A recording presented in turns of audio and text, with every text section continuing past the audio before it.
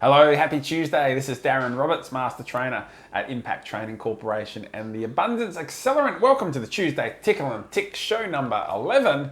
In fact, it's part 2 of Manage Process and Lead People. Last week, we discussed Manage Process. What are the 2 things we need to do to guarantee hitting target and the 3 things we need to do to guarantee hitting our income target?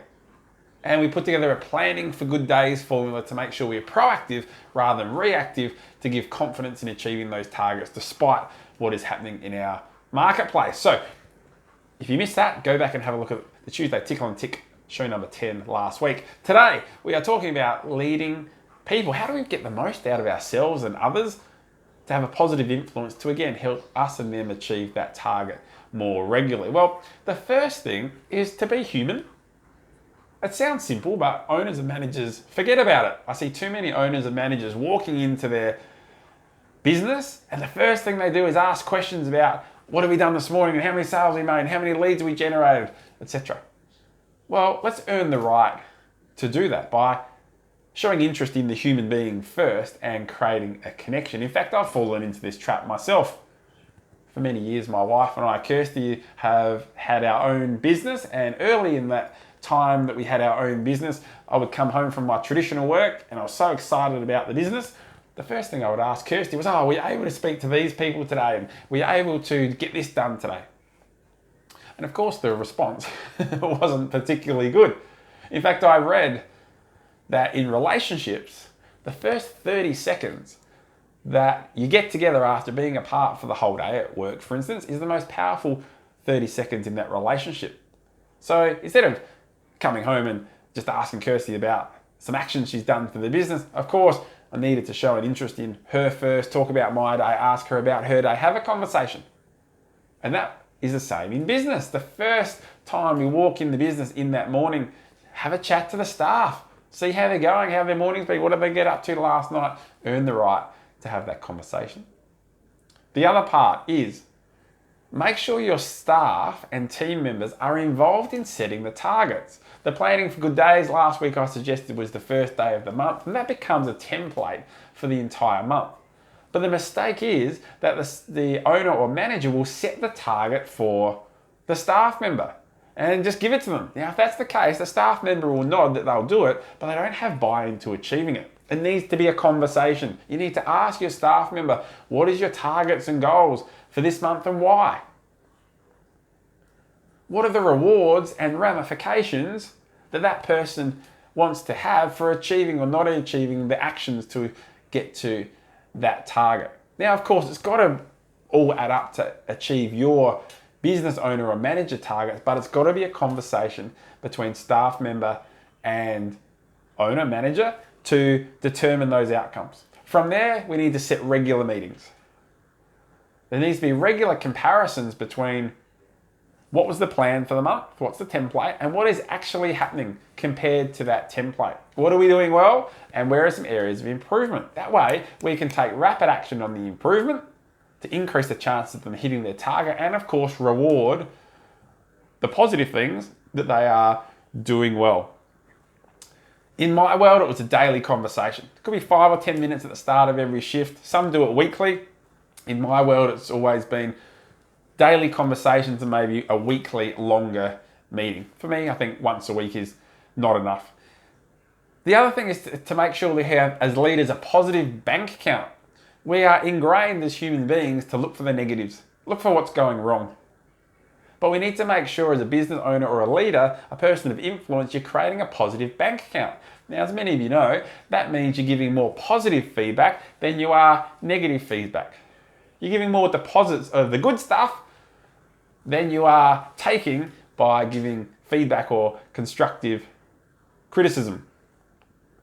One of my early leaders, who is still a leader in the fitness industry at the moment, Nathan, said to me, a good leader can tread on someone's toes without taking the shine off their shoes. A good leader can tread on someone's toes without taking the shine off their shoes. And essentially that means they've got the respect from their staff or people that they're influencing, and they're giving more positive than constructive feedback.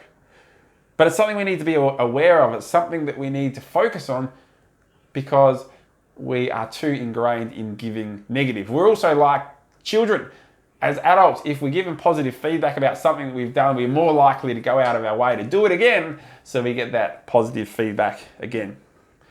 When I spoke about the staff members being involved in setting those targets and the rewards and ramifications for that, every time we have those meetings and talk about the success or the areas of improvement from the staff, we need to talk their language. Not your language as the owner or manager, but their language. You might just want to know, are we on target or not? Did we hit target yesterday or not? But we need to understand what drives that human being.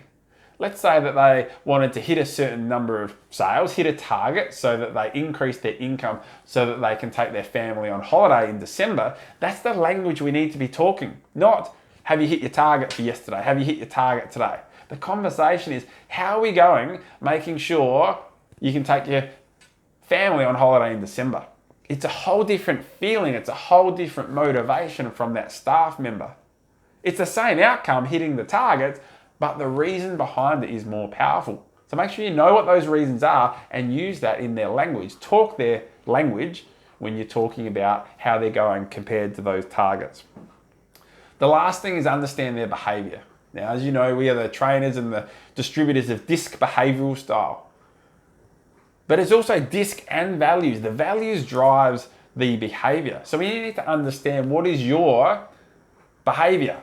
There's 4 different behaviors within DISC, as many of you know. What is your primary and secondary, but also what is your lowest? And what are your staff's behavior? What are their primary and lowest? Because some people would like to be the first or the fastest to achieve something. They want to set records. Others want to go with the flow and fit in. Others want conversations which are fast and happy and upbeat and lots of laughter in a meeting. Others want meetings that are just structured and set to an agenda and don't veer from that agenda. So if you're delivering your meetings or your messages and your reviews in a manner that does not connect with your staff members, you're going to get less following and have less of an influence. Most managers and communicators just communicate in the manner that they like to communicate in. But if you do that, you'll burn at least 25% of your staff. You need to be able to adapt your behavior, the speed of your speech, the words that you use, depending on the different staff around you to motivate different people. You need to know this with your team and anyone else you want to have a positive influence with relationships. So there's a few things to make sure. Last week we can manage process. This week that we can lead people, whether you're leading yourself or leading others. By the way, if you'd like a DISC worksheet to work out your own behavior and the behavior of your staff, just put DISC in the comments below and I'll make sure I can get one out to you and explain how to use it. I can even give you a report on it and explain it to you if you like as well. So have a great Tuesday.